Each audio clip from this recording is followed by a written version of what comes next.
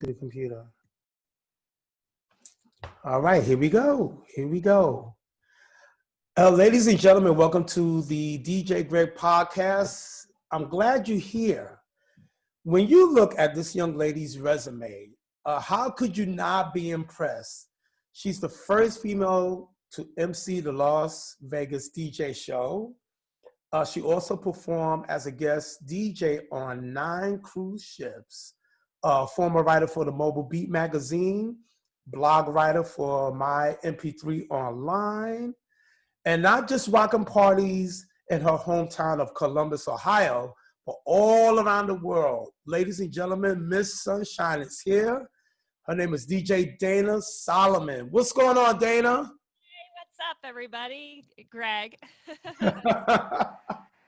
What's happening with you? Just trying to stay warm in the winter that's coming. Oh my goodness, we got winter over here, so I'll take your 48, 50 degrees that you have in Ohio. Hot apple cider. Okay, hey, you gotta stay warm. Okay, so at this point in your life, right? You're celebrating 19 years of DJing. What are you most proud of right now? Ooh, that's a good question. I am actually extremely proud of how I have managed to handle this pandemic, global pandemic, I should say, over the last 7 months. That is what I'm most proud of, and everything that I've seen changed and transformed in my personal life, and even just how I've handled the career aspect as well. So. Well, okay, that's awesome. I mean, speaking of the pandemic, hard time for everybody, entertainers, restaurants, business alike. What was it that you've done to pivot through those times? Well, it's definitely been a roller coaster of emotions and also trying and then trying something else and trying again. Keep trying. Yeah, so I live by the motto, don't wait for the storm to pass, continue to dance in the rain. So that's what I've tried to keep that at the forefront of my mind through this global pandemic. In one aspect, it hurts, it still hurts, and it's such a heartbreaking situation to see how, it has affected, just our world, in the sad ways, of course, but also there's many silver linings that are also beautiful and that are happening, not just around the world, but also I feel for me that has happened as well. So I think it's been interesting from the beginning to now and how it transitioned, but I definitely have I don't even I was trying to think how much to say or not say. Personally, I have, because this has been a huge pause for all of us in the events industry, and I still can't even believe it's happening. We still haven't even gone back to DJing, live events at our full capacity, but, the pause has definitely had given me time to reflect, of course, on a lot of aspects about my life. And I've also embraced having the downtime, me personally. It actually did not bother me the first couple months. Honestly, I had been feeling burnt out actually prior to COVID happening.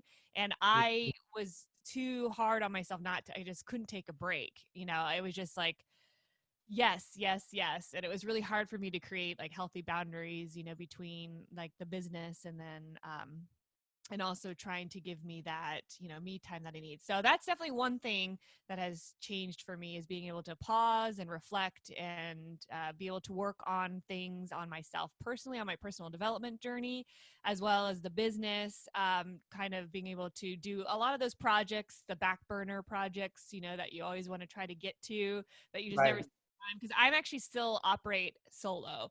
I don't have any assistants yet, something that's always considered, but so it's a lot to handle, it's a lot on my shoulders to carry. And so yeah, it was just being able to not be on that hamster wheel for once and be able to really just sit and pause and breathe in the fresh air, so to speak. But while at the same time, of course, I've dealt with, quite a bit of anxiety and trying, like we all have anxiety, and then some days are awesome and I'm up here, and then other days, are not so awesome. And I catch myself just unmotivated and not knowing, what to do. So just just want to be real and honest with. Right on, right on. How did you get into the world of DJing anyway? Well, I mean, how did it all start for you? Oh, okay. So we're going to go back there. Okay. Yeah, we go back. All right. So how I started was in college. I went to Miami University of Ohio, which is in a small town of Oxford, Ohio, outside of Cincinnati. And I fell in with a group of DJs. I was friends with a girl that was dating one. And so we just naturally hung out with them. And I've always loved to dance and I love music. So we always were going around bar hopping anyways to whatever, to the nightclubs and stuff on campus. And then I was talking to the one who is his name is DJ Toad. I'll give him a shout out because he's still based in Cincinnati, and he's an amazing DJ and does like so many awesome things. So he and I were chit chatting, and I just, like I said, this was like 19 years ago, and he just said, "Oh, are you interested in giving it a try?" I said, "Yes, actually, I would love to give it a try because I never even considered DJing for myself at all." So that's what launched the whole DJ journey for me, because he took me under his wing, showed me how to use they were CDJ 1000s back then, and Mm-hmm. showed me how to work everything and talked to me about BPM and beat matching. And he just threw me on, and I started DJing in college, and then just continued to DJ for him until I moved to LA. And then while I was in LA pursuing my, dream career, I was DJing for numerous companies out there as well, doing private events stuff. And then I moved back to Ohio, and then back to Dayton area. That was where my parents live and some of my family. And then I had decided it was definitely a transition point in my life. I was trying to figure out what my next step was and where I fit into this world, so to speak. So I decided to start DJing again, and this time on my own. So I thought, oh, you know what? I could still do this part-time even while I'm pursuing full-time work. And then eventually, while I was still interviewing for jobs, though, and then I got the opportunity to work on a cruise ship, as a guest DJ. And I knew right then if I wanted to take that opportunity, I wouldn't be able to work full-time job because they were 2-week contracts or 1-month contracts. So I decided to go for that, and I'm so happy I did, because now here I am 7 years later being a full-time solo op DJ business. And I moved Awesome. 4 years ago. All right, all right. More power to you, man. Hey, when you did decide to take that full leap into DJing, what were some of your mistakes per se? When you started out DJing, and then how did you overcome those mistakes? That's a great question. I don't know if I've actually thought back to or could come up with mistakes off the bat. Of course I made many. Who doesn't when you start a business? But I'm trying to think back 7 years ago when I started on my own. I think definitely working for other DJ companies for so long and seeing how they operate and the mistakes that they made certainly helped me, on my journey. I think one of the mistakes I don't know how I could have avoided that, but I was like, would have loved to probably like had more money up front to be able to invest, I would say that would definitely be something that would have been awesome to have. I had to make a lot of sacrifices in that area because financially I wasn't in a good place. So, but I'm trying to think off the top of my head, like what would have been another mistake. Nothing's coming to me right now. Like I said, I know I've made many, but that was just Hey, that's all right. off the You top know, of my head. I can't really. because of course you got the living expenses, and then you have the equipment expenses. Oh yeah, definitely. You're trying to juggle between the two. It's like, do I buy this turntable, or you know, or do I pay for my car note? I definitely would say they could be probably maybe doing too many events or gigs like for free and not expecting something in return. But obviously, you know, most of the time you do those freebies, you don't get anything in return. But in the other Mm-hmm. realm, agree, you have to do some for free at your very beginning because you got to market yourself and get your name out there. Right. I might have done one too many. Okay. You know, I can relate to that. I mean, sometimes you think as in terms of exposure, you know, you get something in return, and that takes a while. You know, it Yeah. really does.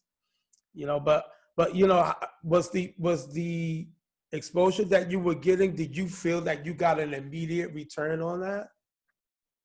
Yeah, over time, it definitely takes time to market and grow yourself. Because now I have done it basically twice because I started in the Dayton, Cincinnati market. And even though we're pretty close, Columbus is an hour and a half north of Dayton, 2 hours north of Cincinnati.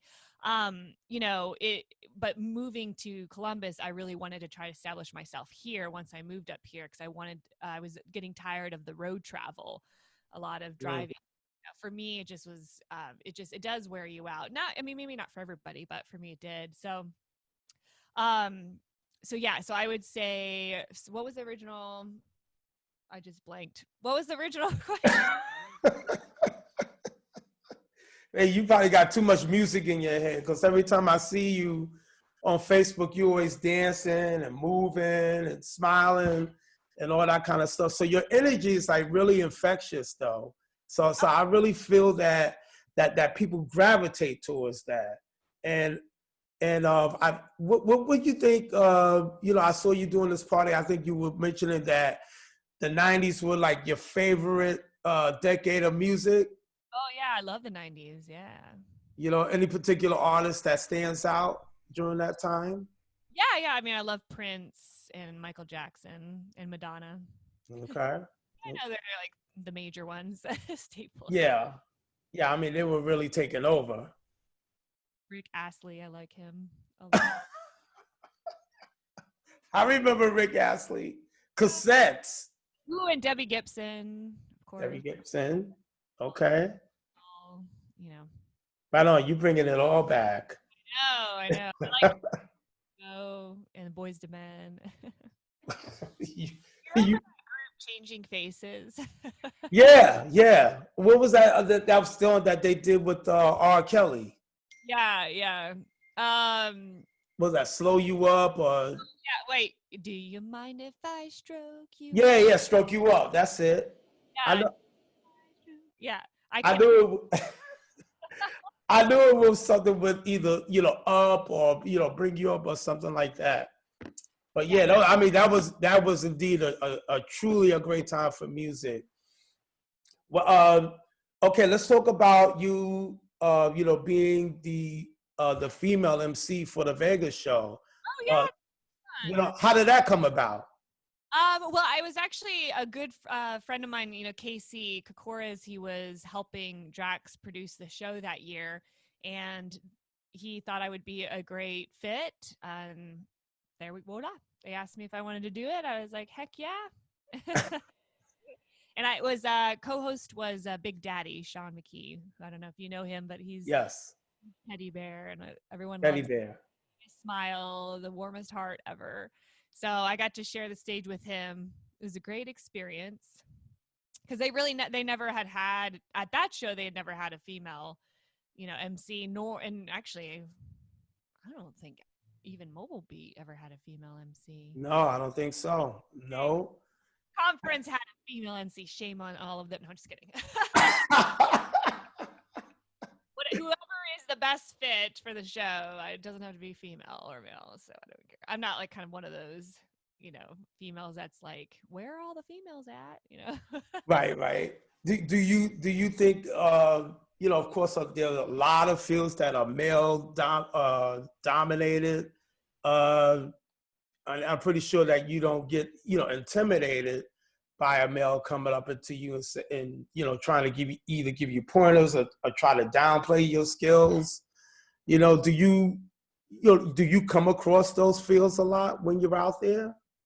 I personally have not come across a lot of that negative interaction with male DJs. I mean, definitely, of course, because I think there is a lot of ego in our DJ industry. So, Hmm. but I know I've been asked this question a lot, and honestly, I feel I've always been welcomed into the DJ industry, in the world, and of course, we're all gonna have haters, and at least they've never come out front and outspoken to me to my face. Hmm. Okay. You can hate me behind my back. That's fine. um, yeah, I haven't really had too many, to be honest. I haven't, I've just always have stayed, I really feel true to myself and being authentic. And I'm just real with people. And, I never you do the schmoozing or come across as, egotistical myself. I think that, that helps for sure. So, and, yeah. Yeah, because you don't, um, you don't in the way, at least you don't strike me as that, big egotistical DJ. You on the top of the world, and you know, that just doesn't come out of you. You're more of a fun type of person. Where people see you, it's like, oh yeah, Dayna's here. We're gonna have fun. Yeah. The same thing that I see with DJ Rachel. Same thing that I see with Shawnee. You all have these bright personalities, and you represent fun. What was the hardest aspect of learning how to DJ? What was the hardest aspect of learning to DJ for you? Oh, it was all the technical part, like learning about the gear and how it all works. I still don't even know if I know how it all works. I'll be honest. No, you gotta know after 19 years. I look at my tech gurus to help me out. Of course, I know more now than I did when I first started, but it was hard, like just learning and remembering what each button did, or each knob, or Right. because I don't remember really struggling too much with the beat matching, learning about the BPM and how a song is constructed, but it was more the technical part. And even like I said, even now it's not super easy for me to learn the technical part. I really try hard and I want to learn. Not that I don't want to learn, but that part of my brain is just not doesn't function or something. I don't know. When people start talking like tech gadget stuff, it just goes whoop. Like It's like I just want to play the music. I want to match the beats. yeah, just let me dance and play the music. Right. Right. I'm with you. I mean, there's these these other terms, these dBs, and how loudspeakers go and capacitors and all that. We don't want to know that stuff. We just want to jam. Yes, yeah. But in the same breath, it's good to know at least basics of your equipment and how it works and how to Right. troubleshoot. You know, Right. All that good stuff. technology, man. Like it's not the easiest thing to learn. It really isn't, no matter what you're doing. No, and then it's so amazing how you get one piece of equipment and then that quickly in a way gets obsolete in a couple of years. You know Oh, what I mean? oh, yeah. And it's so funny. I'd say there's one difference too between me and maybe the dude DJs is that you guys are like so into the technical part. I know some females that are probably definitely more into the technical aspect that I am, but in general, I feel like you guys are just always all about like the new gear and always upgrading every couple years. And I'm just like actually this reminded me, I had a conversation with a local DJ here, Josh. And he just buys gear out the wazoo. Like he's always upgrading, changing and whatnot. And I just laugh. And it came up or something like that. We were talking about, I think, speakers, and I have the Evolve 50s, which I love. And I forgot how the conversation went, but basically I was just like, well, I'm done with gear as far as I'm concerned. I said, I don't need anymore. I'm happy as a clam with what I have. And I've had this system particularly that I have right now for a couple years. And I'm like, I don't plan on upgrading or changing. He's like, he looked at me so funny, and I was like, gosh, he's like, really? I'm like, yeah, why? Like, I'm super happy with the Evolve 50s. I'm happy with my SD2 controller, and I'm happy with my Vision Command Center. It's All like, I change is maybe lighting, or add more lighting. Yeah. yeah, I know. I know the lighting is getting a lot better too, as far as it, being wireless. Yeah, You yeah. know, Is you charge it, for about 6 to 8 hours, and then it's ready to go for you all night. And yeah, with the changes of technology, it's like, yeah, I'm wearing out my wife's Discover card. You know what I mean? It's like she's like, it's over. This is it. yeah, you're cut off, right? We're cut off. That's it. That's it. So, okay. So speaking of Mobile Beat, I know you've done some writing for them, but you've been to a lot of shows, and I'm kind of like wondering, well, how come I didn't run into you back then? Do a lot of mobile beat shows. Yeah, I've been at the last, I'll say 5 or 6 of them. Oh, okay. Yeah, because I was there for sure. I was doing like a lot of like on camera interviews and stuff for Mobile Beat. Oh, okay. Okay. You still work for them, or you still do work with them? On hold right now. They're not doing any. They don't have the magazine, as far as I know, is not doing nothing right now. I don't want to say. I don't know how to say what Right. hold. I don't know because it was bought under new ownership, so I have no idea actually what they're doing right now, what direction they're going. But as far as Okay. I know, I don't think there's any. I don't think the magazine's coming out right now. Okay. Yeah, because I've been writing for my MP3 pool blog, which is also a record pool for us DJs. Yeah, but I did write for Mobile Beat. I forgot to mention, like, I actually wrote for them for like 10 years. So I have quite a number of articles for Mobile Beat. And also to go back to answer your question, yeah, because I've been attending Mobile Beat, not every single year, but the majority of the years since 2002. Okay. I've been to probably at least 10 to 15 Mobile Beats. So I've Okay. Okay. so MP3 pool blog, I started writing for them, doing predominantly profile interviews. So I've been interviewing DJs from all over and then sharing their story in a really long blog format, which I'm working on trying to. No, I saw a couple of your blogs, particularly the one where you were speaking to a DJ that started something, a DJ contest online. He was doing it on Twitch, and it was like 3 DJs battling, and each one had a different color.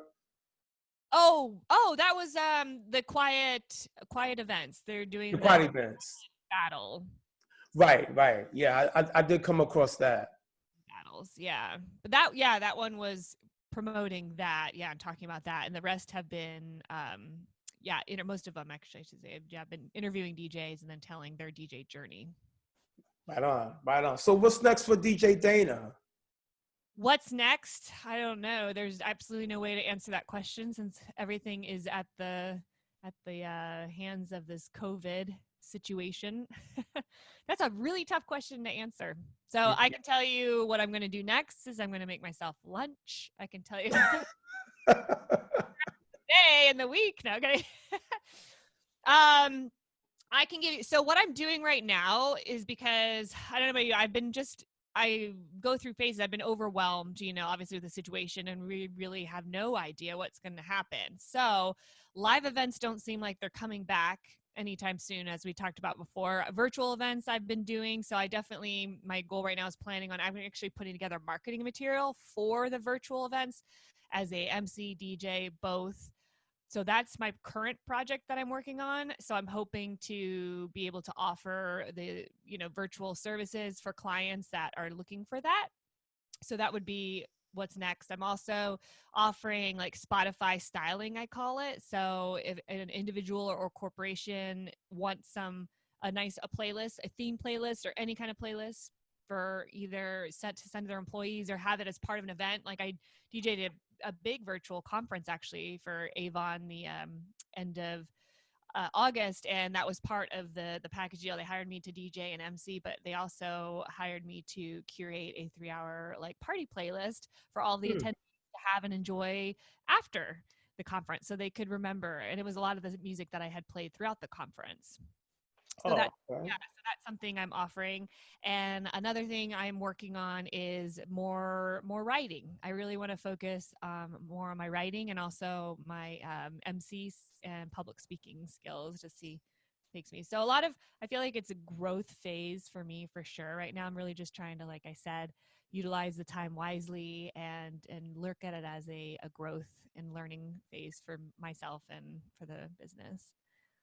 Awesome. Awesome. Yeah, because you got to keep pivoting.